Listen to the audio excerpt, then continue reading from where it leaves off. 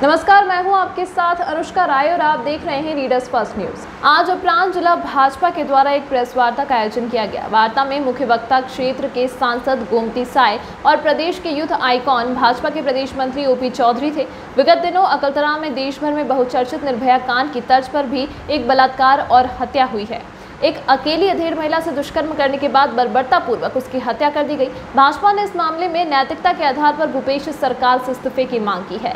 सांसद गोमती साय ने कहा कि भूपेश सरकार में प्रदेश की बहु बेटियां बहनें सुरक्षित नहीं है। प्रदेश सरकार हाथरस जैसे कांड में दीगर प्रदेश में जाकर शोक प्रकट करते हुए लाखों रुपए दे आती है, पर अपने ही प्रदेश की सुरक्षा में नाकाम रहती है। यह बेहद निंदनीय है। ओपी चौधरी ने भ्रष्टाचार के मुद्दे पर कांग्रेस सरकार को आड़े हाथों लेते हुए कहा कि इस सरकार ने केवल माफिया राज को पोषित करने का काम किया है। कोल माफिया, शराब माफिया, जमीन माफिया, रेत माफिया, खनिज माफिया सभी भूपेश राज में फल फूल रहे हैं और सरकार को गब्बर टैक्स अदा कर छत्तीसगढ़ महतारी को लूट रहे हैं।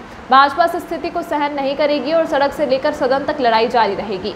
ओपी ने आगे भूपेश सरकार पर हमला करते हुए कहा कि यह सरकार कोल माफिया को संरक्षण देती है और मेरे जैसे लोग जब इसके खिलाफ आवाज उठाते हैं तो प्रदेश की शांति भंग करने के आरोप में एफआईआर दर्ज कराती है। इसी से इस सरकार के कामकाज का अंदाजा लगाया जा सकता है। प्रदेश में व्याप्त भ्रष्टाचार का उल्लेख करते हुए ओपी चौधरी ने बताया कि भारत सरकार के इनकम टैक्स डिपार्टमेंट ने प्रेस विज्ञप्ति के माध्यम से यह जानकारी दी है कि शॉर्ट पीरियड में 200 करोड़ से ज्यादा का अवैध लेन देन किया गया है, जिसमें सरकारी अधिकारियों की भी संलिप्तता सामने आई है। करोड़ों की ज्वेलरी, करोड़ों कैश और करोड़ों की बेनामी जमीन का मामला सामने आया है। भूपेश सरकार भ्रष्टाचार में आकंठ निमग्न है। इन सब के प्रत्यक्ष प्रमाण आईटी डिपार्टमेंट ने उजागर किए हैं। सत्ता के नशे में चूर भूपेश सरकार को भाजपा बेनकाब करने में कोई कसर नहीं छोड़ेगी। देखिए, जिस तरह से छत्तीसगढ़ की कांग्रेस की सरकार में छत्तीसगढ़ की महिला सुरक्षित नहीं है, ये पूरा जगजाहिर है। और जांजगीर जिला के अकलतरा नगर में वार्ड क्रमांक 2 में रहने वाली महिला अकेली रहती थी, 53 वर्ष की थी और अपना मतलब काम करके जीवन निर्वाह कर रही थी। उस महिला के जिस तरह से बलात्कार होता है और बलात्कार करने के बाद उसका जिस तरह से मतलब हत्या होता है,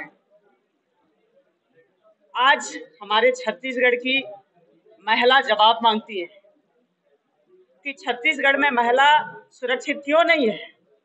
आज अगर वही घटना हमारे छत्तीसगढ़ प्रदेश से बाहर होता है, उत्तर प्रदेश में हाथरस में होता है, तो आज कांग्रेस की मुखिया केंद्र की वहां हंगामा करने जाते हैं, जांच करने जाते हैं। लेकिन छत्तीसगढ़ में होता है तो वही कांग्रेस की मुखिया केंद्र में बैठे हुए आज छत्तीसगढ़ को एक सवाल तक नहीं पूछ सकते हैं, एक उनके लिए मतलब उनका नाम तक नहीं पूछ सकते हैं। तो इस प्रदेश में कांग्रेस की सरकार में छत्तीसगढ़ में महिलाएं जिस तरह से असुरक्षित हैं, बच्चियां जिस तरह से असुरक्षित हैं, आज भारतीय जनता पार्टी अकलतरा की उस वार्ड क्रमांक 2 की धरती से लेकर के छत्तीसगढ़ की हर कोने कोने से महिला आज जंग लड़ने के लिए तैयार है कि हम छत्तीसगढ़ में महिला सुरक्षित क्यों नहीं है और सुरक्षित नहीं रख सकते हैं छत्तीसगढ़ की महिला और बहनों को। तो कांग्रेस की छत्तीसगढ़ की सरकार को उस कुर्सी में बैठने का कोई हक नहीं है। उनको उस कुर्सी को छोड़ देना चाहिए, इस्तीफा दे देना चाहिए। ऐसा छत्तीसगढ़ की महिलाओं की मांग है और भारतीय जनता पार्टी की महिलाओं का भी मांग है। हम लोग उस अकलतरा की धरती से लेकर के छत्तीसगढ़ की उस कोने कोने से महिला लोग हम लोग उस लड़ाई के लिए, उस बहन की इंसाफ की लड़ाई के लिए हम लोग लड़ते हैं।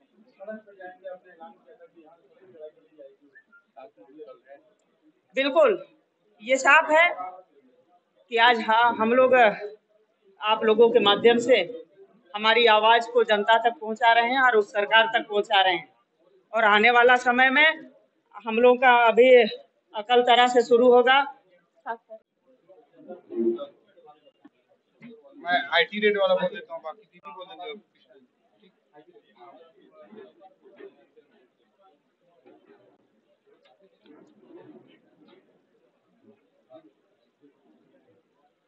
इनकम टैक्स डिपार्टमेंट ने आधिकारिक रूप से प्रेस विज्ञप्ति जारी करके कहा है कि मुख्यमंत्री के जो करीबी लोग हैं, सूर्यकांत तिवारी के यहाँ और उसके करीबी 30 लोगों की यहाँ रेड हुई है, उनके डिप्टी सेक्रेटरी की यहाँ रेड हुई है और इस रेड में 200 करोड़ रुपया से अधिक के कलेक्शन 60 पीरियड ऑफ टाइम में का बात आधिकारिक तौर पे कहा गया है। 9.5 करोड़ के कैश की जब्ती, 4.5 करोड़ के ज्वेलरी की जब्ती, 45 करोड़ कोलवासरी में कैश ट्रांजेक्शन, बेनामी प्रॉपर्टीज में इन्वेस्टमेंट, इलेक्शन में फंडिंग, अधिकारियों के बीच कैश का ट्रांजैक्शन, इस तरह की बातें आधिकारिक रूप से कही गई हैं। ये यूपीए 2 के समय में जो 2G 3G कोलगेट जैसे घोटाले होते थे, उसी तरह का घोटालों की बारात का एक घोटाला है और छत्तीसगढ़ महतारी को इससे शर्मसार होना पड़ा है। छत्तीसगढ़ को लूटा जा रहा है।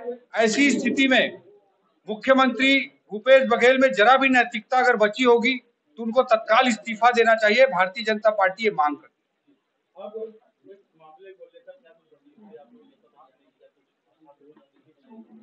प्रेस विज्ञप्ति के सामने आते ही तत्काल हम प्रेस के माध्यम से जनता को अपनी बात पहुंचा रहे हैं और दूसरी ओर हम सदन की लड़ाई को, सड़क की लड़ाई को हर स्तर तक लगातार लड़ेंगे। विपक्ष धर्म हम निभाते रहेंगे, चाहे कितना भी FIR कर लें, जैसे मेरे ऊपर इन्होंने किया, युवा मोर्चा के साथियों को इन्होंने नोटिस दिया, कितना भी FIR दर्ज करें, कितना भी हमें जेल भेज लें, हम विपक्ष धर्म निभाते रहेंगे। जी, किसके करीबी हैं इसको सबको पता है। किस तरह से कोयले की उगाही हमारे रायगढ़ जिले में भी, जांजगीर जिले, कोरबा जिले, सब जगह होता है। मीडिया के आप सुधी जाने, मेरे से ज्यादा आप लोग जानते हैं। और ये अस्पताल में जब भर्ती होते हैं तो मुख्यमंत्री पूरे सब लोगों के साथ पहुंच जाते हैं और किसको किसको ट्रांजैक्शन हुआ है, ये बातें जब सामने आएंगी तो सब कुछ क्लियर हो जाएगा कि कांग्रेस किस तरह से माफिया राज में डूबी हुई है। कांग्रेस का व्यक्ति रहा है, कांग्रेस का व्यक्ति है और कांग्रेस के लिए ही पूरी दलाली और एजेंट का काम कर रहा है।